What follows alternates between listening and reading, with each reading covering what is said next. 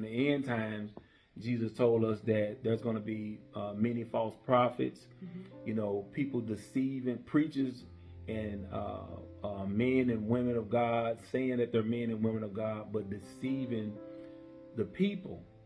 And so in these times, you have to have a very keen and discerning spirit, one of those strong gifts of the spirit, which is a discerning spirit. Discerning just means God is allowing you to see through. He's allowing you to pick up on or to see through a spirit, to see what the intention, the ulterior motives, the purpose of an individual or a situation is.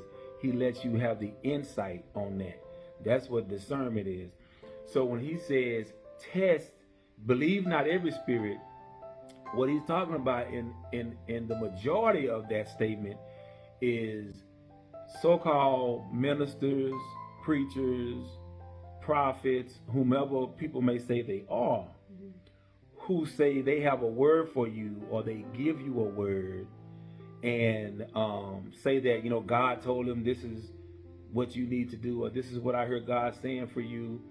Apostle Paul is saying, when people come to you, you don't have to just receive everything people say.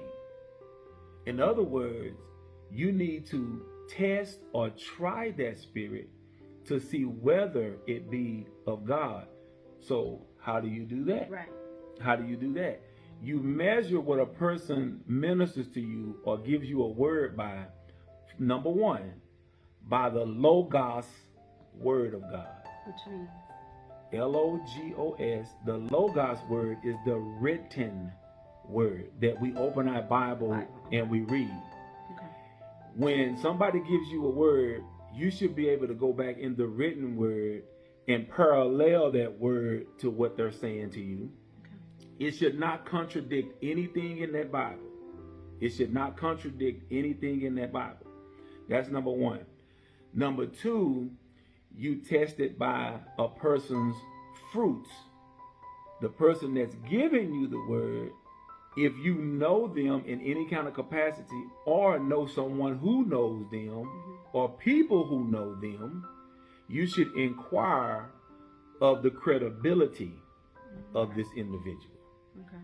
There's nothing wrong with inquiring of the credibility of someone who comes to you with a word if you don't know who they are.